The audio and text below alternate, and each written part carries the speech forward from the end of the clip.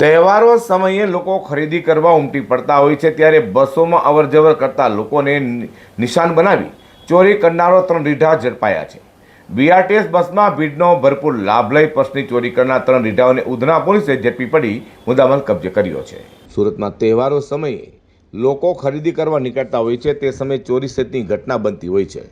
તેને અટકાવવા Surat police commissioner Anupamsinh Gehlot, ખાસ police commissioner sector 1 Wabang Jami, નાયબ police commissioner zone 2 doctor Kanan Gadhvi, incharge મદદનીશ police commissioner C division VM Jadeja દ્વારા અપાયેલી સૂચના લઈને ઉધના પોલીસની ટીમ પીઆઈએસએન દેસાઈ તથા સેકન્ડ પીઆઈ જયેશ જામરેના માર્ગદર્શન હેઠળ પેટ્રોલિંગમાં હતી. ત્યારે પીએસઆઈ એમ કે ઈસરાણીની ટીમના અનામ હેડ કોન્સ્ટેબલ સન્મુખભાઈ રણછોડભાઈ અને અનામ હેડ કોન્સ્ટેબલ બિનુકુમાર મનુભાઈ બાતમીના આધારે બીઆરટીએસ બસમાં ભીડનો લાભ લઈ પર્સ ચોરી કરનાર 3 રીઢાઓ યશ ઉર્ફે કાલિયો અજય રાજપૂત, મોહસિન ઉર્ફે માયા રિઝવાન શેખ અને જિગ્નેશ ઉર્ફે જીગો ઉર્ફે લંગડો દીપક પટેલ ઝડપી પાડી તેઓ પાસેથી ચોરેલા રોકડા 14,500ની મત્તા કબજે કરી તેઓ વિરુદ્ધ કાયદેસરની કાર્યવાહી ધરી હતી.